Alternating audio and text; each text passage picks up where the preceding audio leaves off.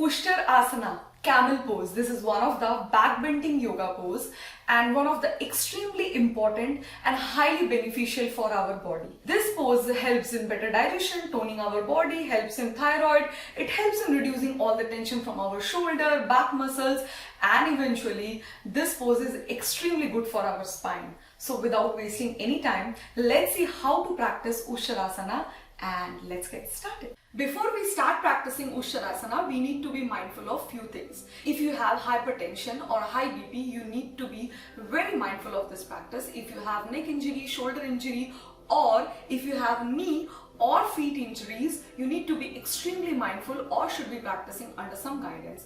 And you need to be extremely mindful about your lower back also if you are suffering from lower back pain. So for practicing Ustrasana, first sit in Vajrasana where your knees are on the floor and feet are extended out. You have to be very conscious about this, and eventually you need to stand on your knees where your legs are parallel to each other. Again, feet are pointing outwards and stable, grounded.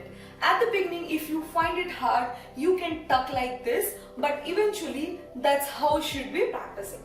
Before we actually practice the full pose, I will help you to warm your spine well. For that, place your hands on top of your lower back or exactly at your hips, and then inhale here and exhale, bend slightly and keep looking ahead. And then come back.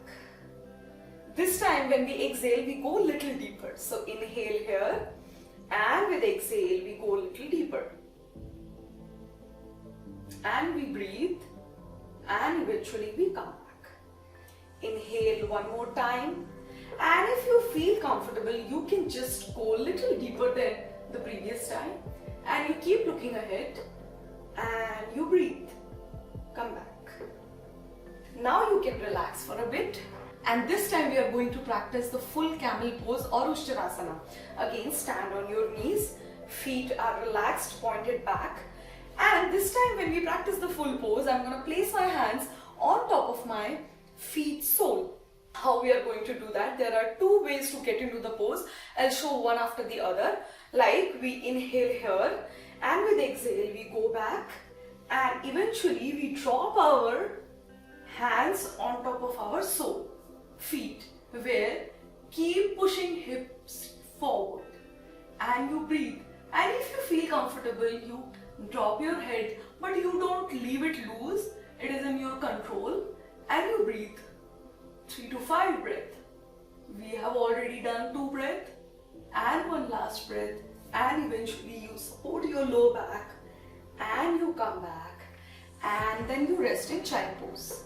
This was style 1 of getting into Ustrasana. Now I'm going to show you the style 2. For that, again you stand on top of your knees. This time when we get into the bend, we place our one hand at a time and then the other. In this way, your breath will help you to go a little deeper in the Ustrasana. Let's see how to practice. Inhale here and with exhale, one hand and then the other hand. Don't forget to push your hips forward and keep looking ahead and breathing and keeping your hands, shoulder engaged, externally rotated. You don't lean back, you stay aware and you breathe. 5, 4,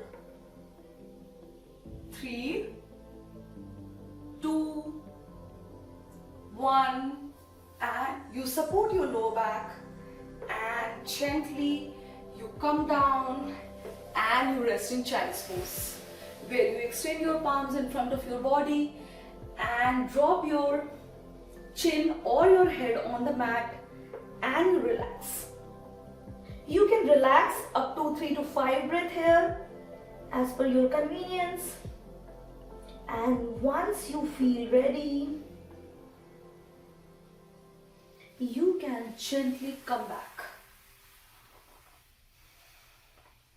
I'm assuming that you enjoy practicing Ustrasana with me. I have similarly more beginners friendly yoga asana tutorials which I'll link in my description box. If you have enjoyed practicing with me, hit that like button and do subscribe to my channel, and don't forget to turn that notification on because that keeps me motivated to upload more videos.